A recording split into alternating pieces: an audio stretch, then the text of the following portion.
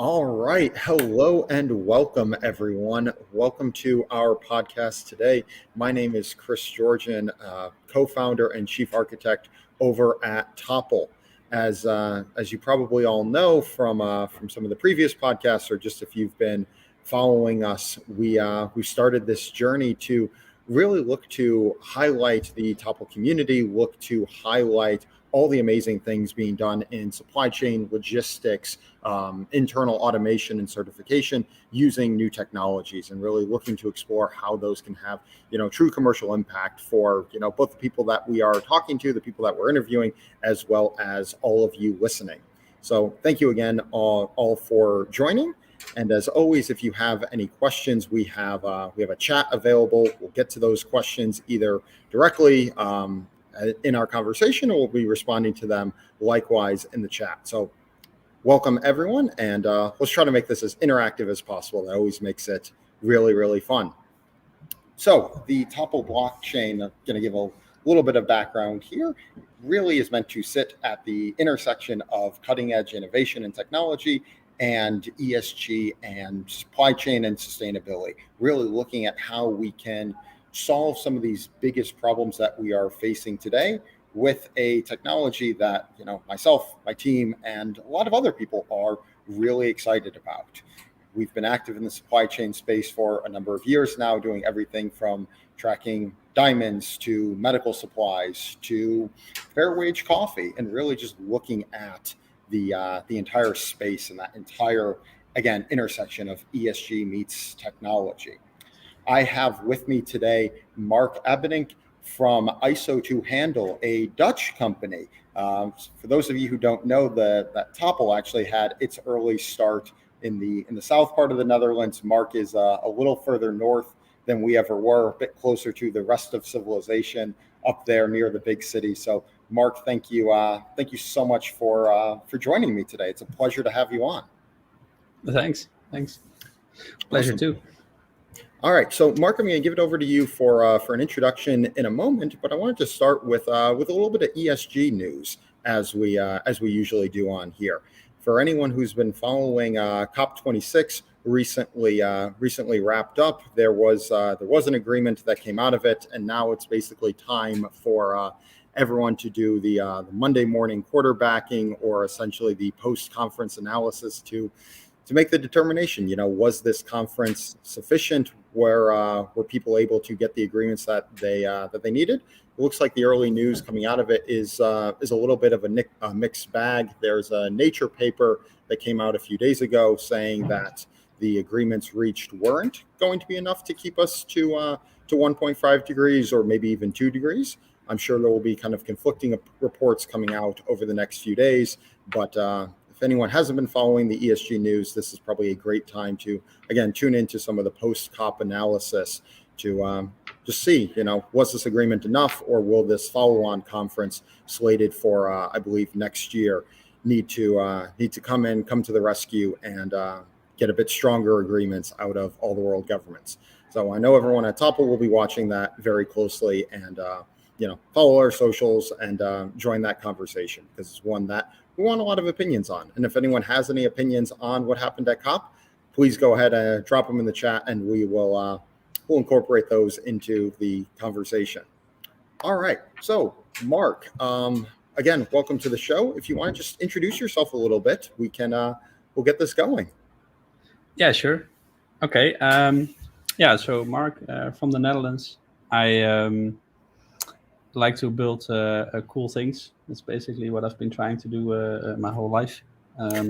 First, very graphically. So I did a lot of drawing, then graffiti, then airbrush. Then went to university, wanted to be able to click on things. So that's where I started coding. And now I code much more than that I design. Started my first company while at school. Later on a second one, a third one, a fourth one. Automized, some worked, some didn't. Automized myself out of a few of them. And the latest one is ISO2HANDLE, which I founded about 5 years ago now. Excellent. Very exciting. Wow. All right. So, one is just cool. Two is maybe a little bit of a pattern, but once you get to 4 or 5, you are truly a serial entrepreneur. Before we get to ISO2HANDLE, would love to just kind of hear a little bit more about that. What was it that pushed you into, the innovation space, into the entrepreneurship space to kind of tackle problems from that side, as opposed to just joining an existing company to tackle some of the problems you were interested in? Okay. Yeah, I guess I always wanted to follow what I find interesting, and at school that was always difficult because they would always give me some kind of pre-solved problem, and that that I had to resolve, and I couldn't find myself interested in that. So I would always turn it into some other problem that I found challenging actually, and then try to solve that. And well, that led me to a lot of self-learning in all kinds of domains, including in blockchain, for example. So I also did in 2016. I started a company that would build a platform on Ethereum for sort of a contract, and you could come to agreements with people, share finances there with people, have a voting system in there for basically managing a wallet together, but on a blockchain, right? So you could enforce it. It would be open, transparent, clear to everybody, etc. Yep. The only problem was nobody knew what the hell Ethereum was or how it worked. And I was the one having to figure that out. So I thought, okay, how about I'll go to South America, be there for a couple of months, and figure this out while sitting under a palm tree or something. Not a bad place to be sitting, figuring out a problem. Right? I thought so too. So, so as I went, and I thought, well, probably some kind of framework, an API, how difficult can it be? Well, there was no documentation. Nobody knew what Solidity was. It was crazy. So it took me a couple of months, but eventually I figured out how it worked. And once it clicked, I went like, oh, holy beep. This is really, really clever.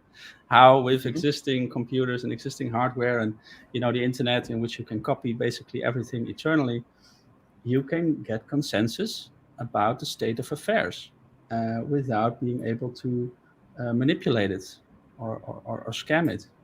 And that's very, very clever. And from that moment on, I was a big fan of blockchain, and I immediately saw tons of opportunities.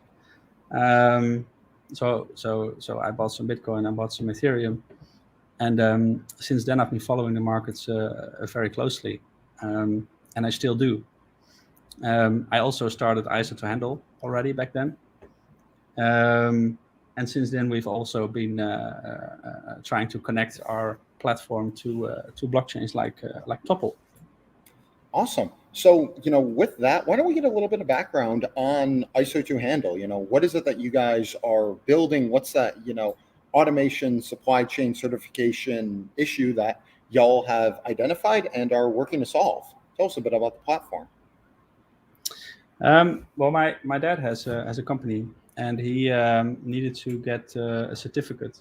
And this was always a problem, apparently, because he had to do all kinds of things that didn't make sense to him, but he needed to do in order to get some kind of paper, which some auditor wanted to see, and most importantly, his customer wanted to see.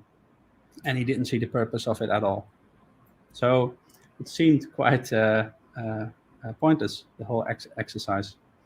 And he had a consultant for it, and the consultant was always saying how it could be done better with technology, and that he couldn't code. And my dad apparently was always talking about me and the things I was doing with code, and so that's how how it got together.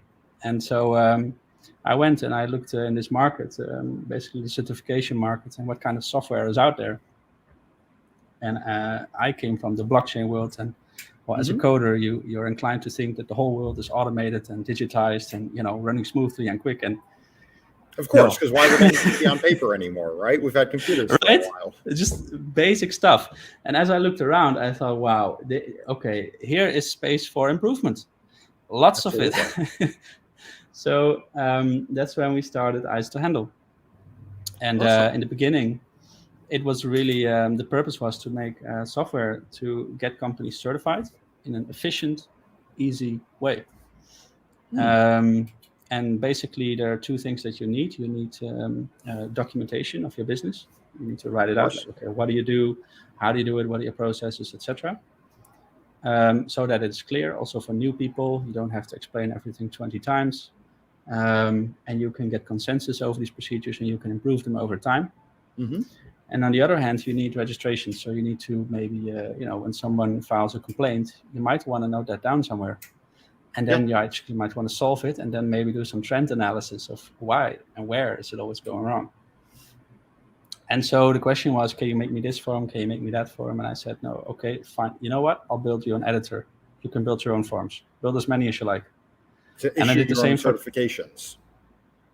No, just to create your own forms and create your own manuals for any certification.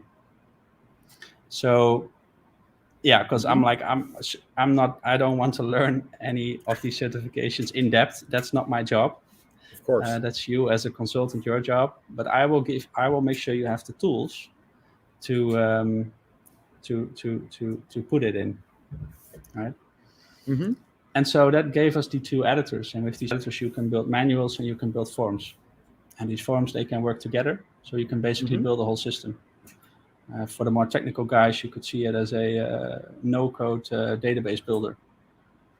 That's how you could explain it. And from these forms, you can make charts. It's completely dynamic, as many as you want. You can build workflows. It's also completely dynamic. You can build dashboards. You name it, right? And so this got us started, and we went through the entire valley of death. And we started to get a few customers and improving, and etc. And the team grew. And then over time, we learned that building software to get companies certified is nice, but it can be done much better.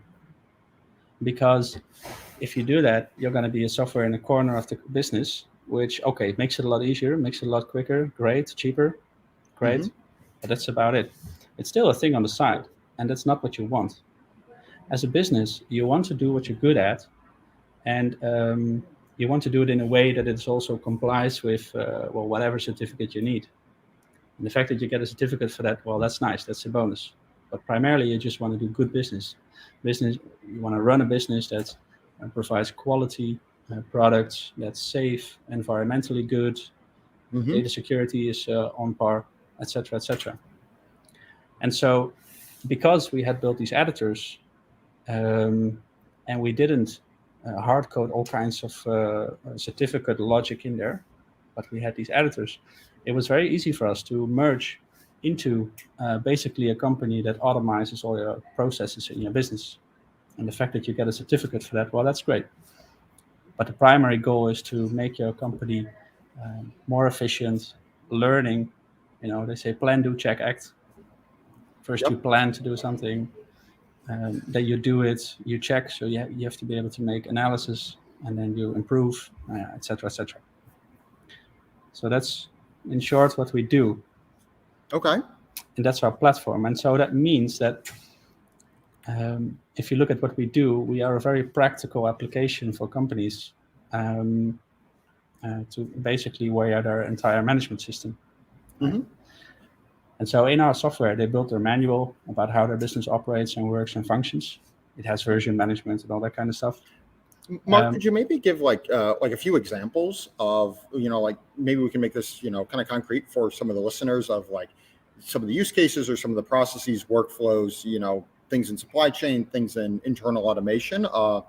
Maybe we can do a concrete very example. Simple one. Yeah, very simple one. I walk on the work floor and I see something is wrong. I see, I don't know, something fell over or something broke or something. I see an unsafe situation. I just want to get out my phone, take a picture, fill in a few fields and say, submit. This is a problem. Please come fix it. That should be possible. And then it goes to somebody in the office, automatically a notification goes off to the right people, they fix it.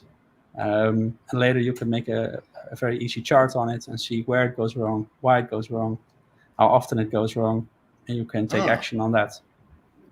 So and a this lot way of the, you keep... yeah, a lot of the data that you need essentially for like business insights and to be able to take action off of that data, off of that information. Yeah, it's very practical. It's not rocket science. It's just very neatly put together in a very flexible way, so that you can start with this, and then maybe you also want to do your complaints, manage your complaints in this, and then maybe also you have a machine over there. Maybe you have a row of machines, 12 machines, and you just want a QR sticker on each and every one of them. And as you walk by with your iPad, you can just scan it, and it will tell you the backlog of the machine, the changes that it went through, the audits that it went through, and you can say, oh, you know what, it broke down, and for this reason, and then automatically stuff happens to fix it. So I get my data, I can turn that into an insight, and then I can take action off of that. Love that. Yes. I know you and I have talked, a few different applications and kind of opportunities in the supply chain space. You and I have had some conversations there. Maybe that would be an interesting area to dive into. What is the application of the platform to shipping, to logistics, or kind of some of these supply chain problems? Obviously, everyone knows supply chains have been, I think, especially struggling over the last 18 months. So, how is ISO2HANDLE looking at that? Yeah, a bit of an understatement, right? Yeah. We help these companies in all kinds of ways. But one case we are doing now, focusing now on, for example, is we have a few factories in South America. Well, we don't, but we help them. And they make jackfruits. And so they source the jackfruits from somewhere, and they go into the factory, and they have an 8-step procedure that they do. They have to do cutting, peeling, washing, you name it. And then eventually it gets audited if it's really good, and then it gets shipped to some Western company. To the buyer. Yeah. And now the buyer says, okay, but if anything is wrong, where did it came from? Where was it sourced? When was it washed? When was it peeled? The pH value is not correct. What happened to it? And they have no clue because they don't register anything. Something is wrong, but I want to know why, so I can isolate that problem, so I don't have to do something like reject an entire batch, or can I answer the question, is this going to happen again, or is this just a one-time thing?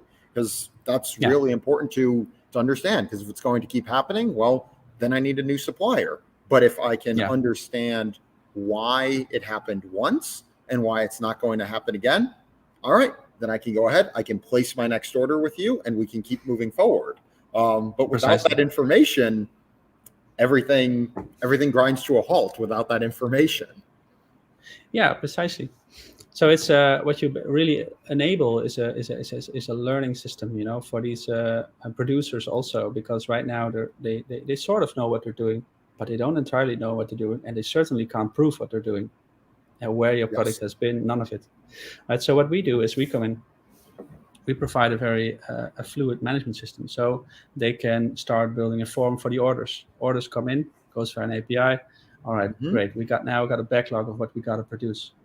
Now, from that, products get sourced at the sourcers. They come in and they go through 8 forms, 8 steps. Step 1, create a batch number. They don't even have a batch number, so we'll create one for them. Yep. And then they go to step 2, peeling, and they go to step 3, washing. And while the batches go through, you can live see where everything's at, what stage it's at, etc., etc. Then it goes to step 7, auditing. Inspection is being done, and something gets rejected or not, and eventually it gets shipped. And every single step with every batch number gets logged on a blockchain live. And so that makes sure that it's immutably stored somewhere, and you can always prove that this batch came from that source, came in at that time, went to this step at that time, and you can't go back and say, oh, let's change something, or I don't know, because it's there. It's you can see it, you can trace it. Exactly. So glad we got to this point. Obviously, you and I both have a deep interest in blockchain technology, but for everyone else, maybe let's dig in a little bit on, and you already started to. Maybe let's dig into that a little bit, like on the business value of blockchain technology. Let's unpack these terms of immutability, digital signatures, all that stuff. So at a high level, what does this idea of immutability give us compared to like a traditional database? So I can put something in a database like I've always been doing, or I can put it in a database and connect that to a blockchain. What's that extra piece I'm getting there? Well, the essence I think is trust.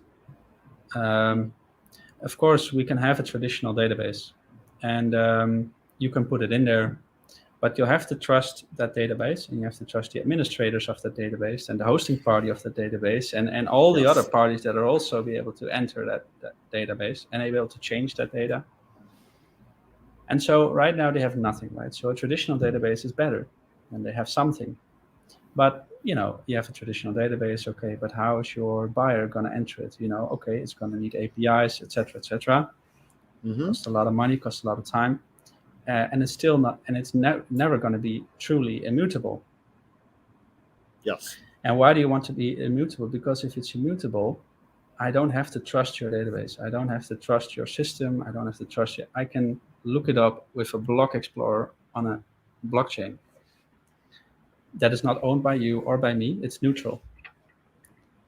No, so it's essentially public infrastructure, like a utility. Yes. And that is very, very, very powerful for anything that has anything to do with trust. Absolutely. I mean, especially because how global our supply chains are nowadays. It's not even like there's one regulator that we can turn to. I'd be turning to 7 different regulators depending on where in the supply chain I thought my issue was. Do I have to turn to the software provider, the hosting provider for that software?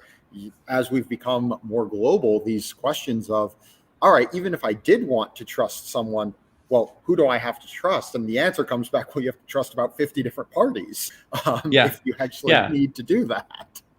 Yeah, and if you realize that we live in a world in which these kinds of ISO certificates are growing by 5% every year, and this is cumulative. So these things are here because of this trust, Yes. It's we want to be sure. Okay, so you can make as much paper as you want, but you'll never be as sure as when you have put it on a blockchain and it's immutable, because only then you're truly sure. Yeah, because paper can be changed, and also you and I can both have copies of the same piece of paper, but that piece of paper, I might change mine to say something different than your piece of paper. Yeah, precisely. So if you really want to, if you want to buy your ingredients, base materials, whatever it is, from all kinds of factories all over the world, yes, you want to know where it came from, where was it sourced, also because of ESG goals. You don't want blood diamonds, you don't want, you name it. You're going to have to start trusting those companies. And, well, you can look them in their blue eyes or whatever it is and ask very deeply and then hope they are honest. Or we can all hope. Say, guys, we can all hope, but we can also be a little bit more clever about it and say, guys, how about we put it on a blockchain? And then you don't have to trust me. I don't have to trust you. It's clear for everybody. So yeah, that's absolutely. very powerful, I think. Yeah. All right, so I'm guessing a lot of our audience knows that term that you just used, ISO, and also the part of your name. But maybe for those that don't, could you just unpack that a little bit? What is ISO? How does it fit into the overall certification landscape? Right. I can explain it very simply. Basically, if you have a business and let's say you want to build a windmill, that's what you do. You build windmills. As soon as you want to build windmills for, say, a government or a big company, they're going to say, all right, you can build your windmills, but we need you to have certificate A, for example. And then you think, well, what's certificate A? Well, it's an ISO certificate, ISO 9001, for example. Why do you want a certificate from me? Well, because we want to make sure that you deliver quality work. on our building site. We don't want any accidents. If there's an accident, it's going to cost everybody a lot of time and money. So we need Yep. you to work safely. Also, we want you to have this certificate. This is about environmental stuff. We want you to be environmentally aware and learn of your mistakes, etc. And we want our data to be secure. So we also want this certificate from you, which is about data security. Right. Okay, so now you got to abide by 3 certificates. Now, most companies then go to a consultancy firm and they say, help. And then, and then the consultancy firm has to implement what they call a management system. And nou goed, this is where you get to our domain. We basically provide a management system out of the box, which helps you get certified for all these 3 certificates in a very clever, efficient way, so that you can focus on building windmills, and we do the rest around it, and make sure that you comply with those papers. All right, so this is kind of coming full circle now. Yeah, this is coming full circle now, right? We started all the way at, form collection, workflow management, kind of the first thing that you were mentioning that ISO2HANDLE was working on, and then all that data that serves as the necessary inputs to eventually get those certifications. Because if I don't have the data, if I don't have strong forms, strong processes, someone comes along and says, hey, I need that certificate. And then I've got to go hunt down data and information that is at best buried somewhere on my desk, and at worst, I don't even have anymore. So that kind of full life cycle of data management is, I think exactly what you guys are working to help with. Yeah, precisely. And also, if you look at it from the point of view of the auditor, for example, right? Mm-hmm. So ISO certificates are written by an organization, ISO organization. It's a worldwide organization. They write these ISO norms. It's not a government. It's a private company. But many governments and many other companies have decided that their standards are good, and so they demand them from their suppliers. And then external auditors can audit your business, whether your business is operating in a way that it complies with the certificate he's auditing you for. Point is, though, in reality, most companies, they call a consultant comes along, implements some stuff. Everybody has his fingers crossed. Auditor comes, get the certificate, and the next day they forgot everything. And they go back to how they always worked. And then a couple of weeks or almost a year later, they get an email and say, hey, auditor is coming. And everybody panics. They call the consultant again. And it's turned out that, all those complaints they had last year, they had to actually register those. So now retroactively, they're going to do it a week before the audit, and then fingers crossed again and hope we manage. But this is a very weird system if you think about it. Because why do we have this system in the first place? We have it to make sure that you, for example, deliver quality work. And that you, for example, check your firewalls every month. And that you, all kinds of things to make sure that you work safely, your data is secure, you do random checkups, you do awareness for your staff so that they don't pick up any USB stick around the office and put it in anything. These are all things that you want to do. Now, the auditor shows up and he looks at your database and all your records, whatever, it seems to check out. Yesterday you put everything in, but he doesn't know that. But wouldn't it be better if you could say, you know what, we put these things on a blockchain so that we really can prove, hey, auditor, you don't have to believe me. It's on a blockchain. We do this stuff. We know what we're doing. We have managed a data center or whatever. We do these rounds every month, and maybe not every month. Maybe we mess up sometimes. That's okay. But we do our best, and we can prove it. And you don't have to believe us. It's there. Yeah, exactly. And I think that was very well said. The idea of blockchain, and I think where blockchain is starting to prove its utility in a lot of these operations, is in the power to prove that something was captured in real time.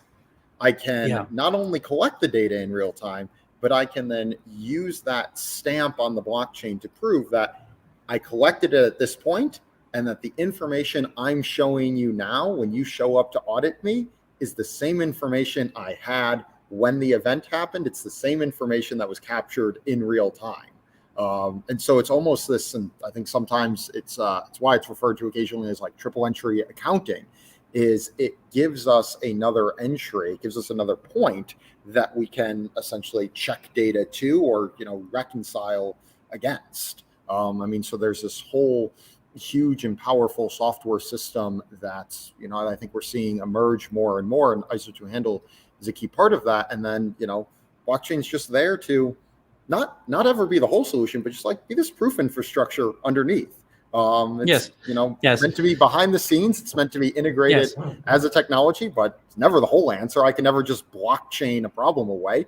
You find partners between that blockchain and other technologies, and then you have a complete solution. Yeah, precisely. Because, like I said, I started diving into blockchain somewhere in 2016. And I was absolutely blown away by the abilities, to have to solve the duplication problem, to have things like immutable data, censorship resistant, unstoppable code. All these functionalities are absolutely amazing, but nobody understood it. Now I see slowly more and more people understand it, and now I see businesses like Topl starting that actually make it accessible for the wider public, right? But still, you're going to need very practical applications for people on the work floor who have no idea what a blockchain is, and they might not even want to know. They just want to do their work. They want to build their windmill. And so that's where we come in. We help them just get one simple form that makes sure that the things that need to be asked are in there, and that with one click away, you can make sure that, bam, it goes straight to the Topl chain. And so you can say to an auditor, hey, auditor, maybe you can do most from the office and spend half the time, because all of our stuff is on a blockchain. You don't have to believe us. You can see what we did last year. We know what we're doing. Yes. And I can promise you, I was raised by an accountant. My brother's an accountant. All auditors would love to minimize the time that they have to spend, on site with clients and things like that. So that'd be a huge win for the auditors as well. Absolutely. Yeah. Awesome. Well, Marc, I think this has been an awesome conversation. I'm going to leave you, we're going to end with one last question. So basically in the last 10 years, over the last 10 years, we moved to like just-in-time supply chains, and everything became very thin. Inventories, things had to be delivered right on time, just in the nick of time. And then we had this big COVID-19 shock that I think really showed the lack of resiliency in that system. So I think it's a very interesting and a very exciting time to be working on supply chain solutions.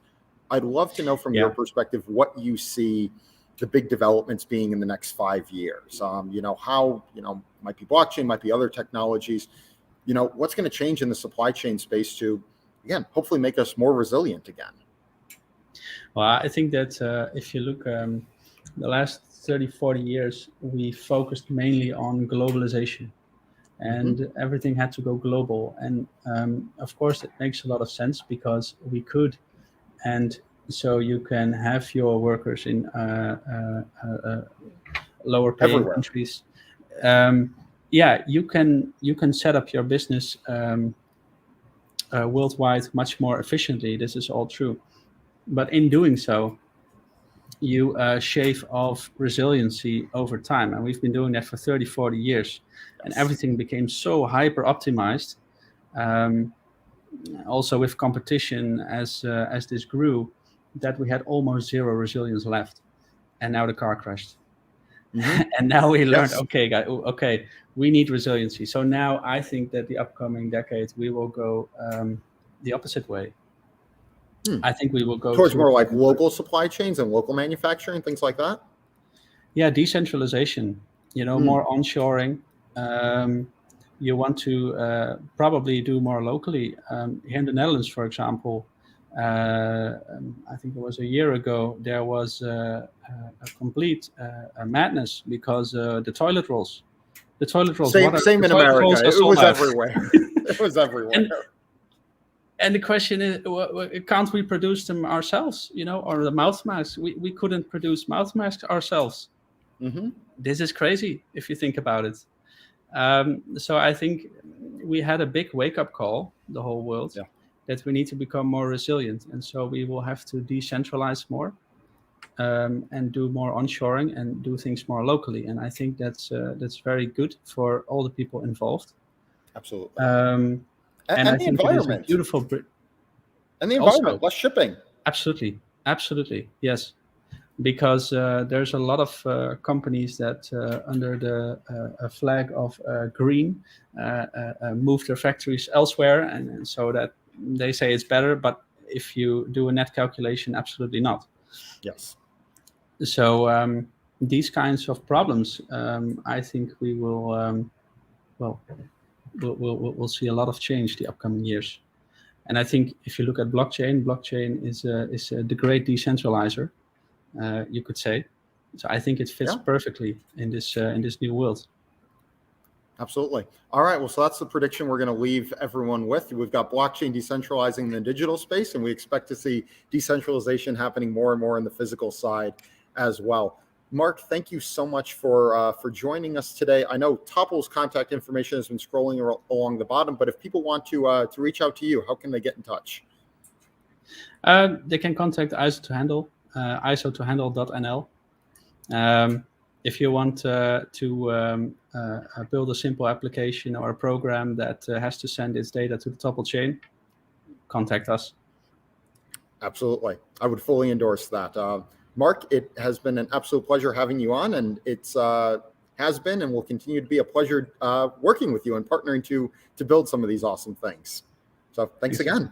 You're welcome. All right. You too. And thank you all for joining us, and we will be back next month.